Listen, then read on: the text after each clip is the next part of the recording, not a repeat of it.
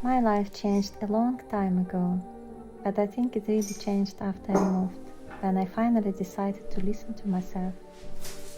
My chronic pain made me slow down, and in some way I'm grateful for that, not for the pain itself, but for what it keeps teaching me.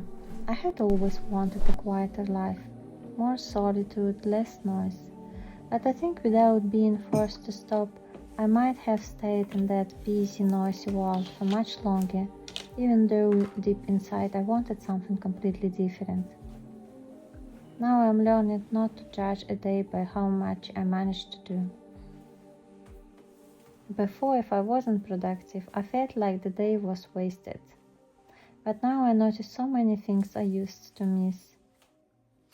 And in my solitude, in this life that might look boring from the outside, I feel a kind of fullness I could never find in the rush and noise of the world.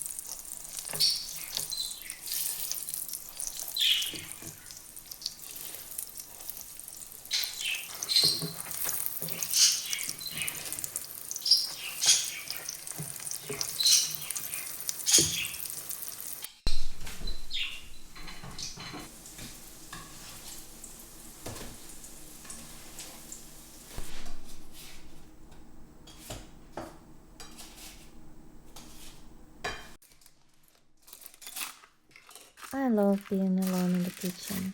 There is something beautiful about it. I can completely lose myself in the process of making something.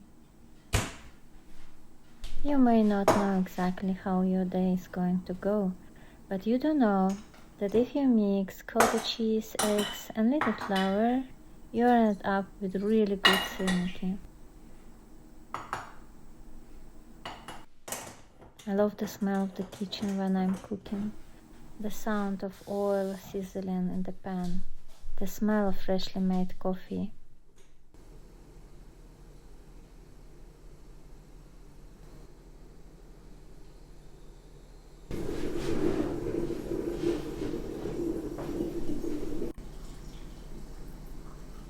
And when I eat alone, I can really slow down and enjoy everything, the taste, the smell, the whole moment. I love that feeling.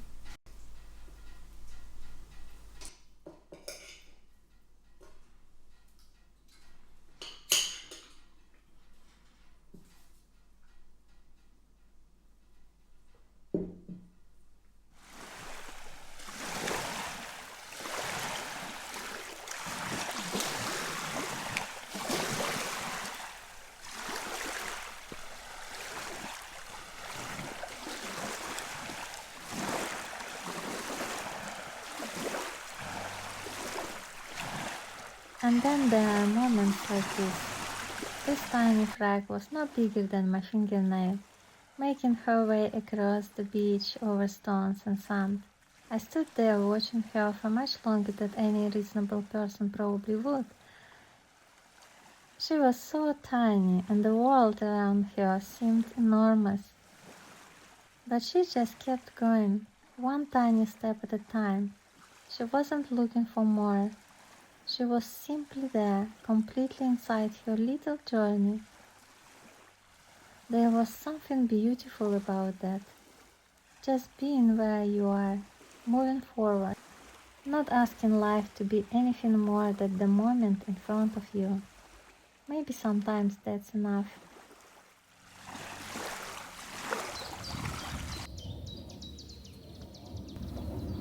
Ruby. Hi. Hi, Ruby. Hi. I think this is simply how I move through the world. I notice small things. Things that might seem insignificant to someone else but somehow feel important to me. A flower drying in the sun, a color I might use in a painting, a dog stopping by to say hello, a sound I want to remember.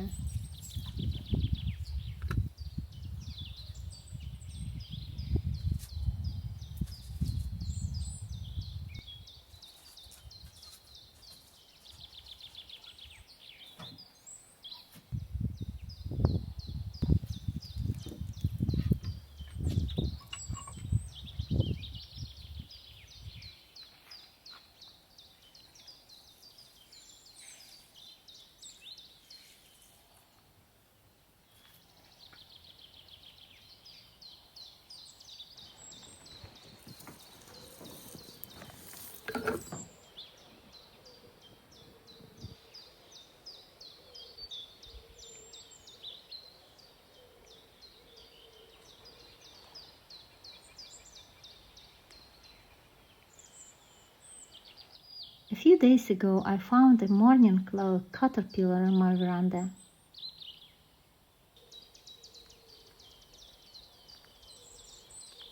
I moved her somewhere safe.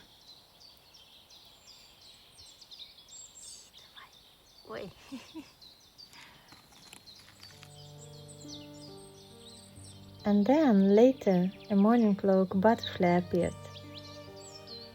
The very same kind of butterfly that little caterpillar would one day become. My very first thought was, it's her.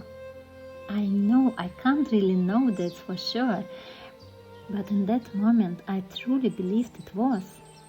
And I was ridiculously happy. She came back the next day and the day after that. Now when I see her I say, hello my friend.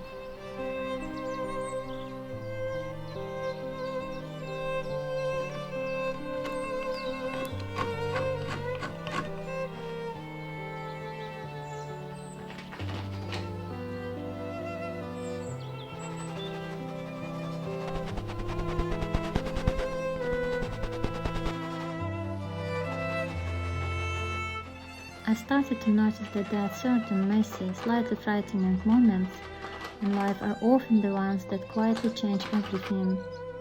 Sometimes life removes what we thought was stable, places, routines, people, even old versions of ourselves.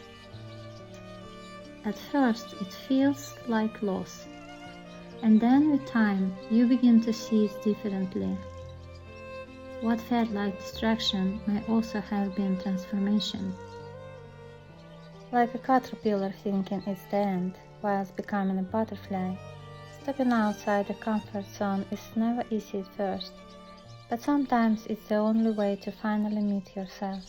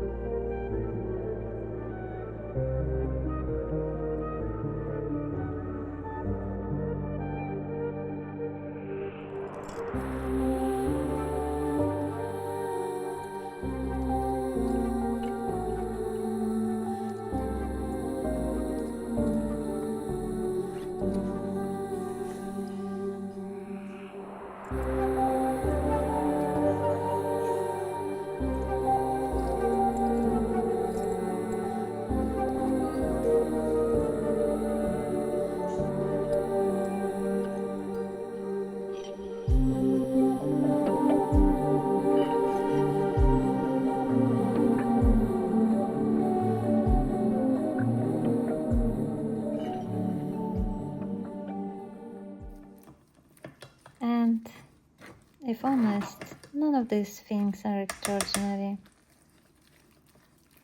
Making cottage cheese, starting my first sourdough, picking berries, making jam, painting somewhere quiet while summer slowly begins to change. And somehow they feel extraordinary to me.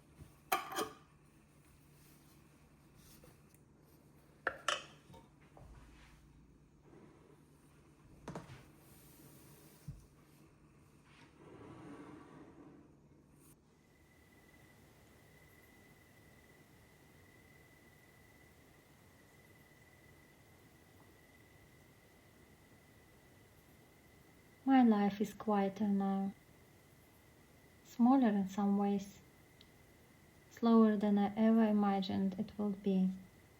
But I don't think it's less of a life. I think I've simply learned to look closer. And when I do, there is so much here. Maybe this is enough.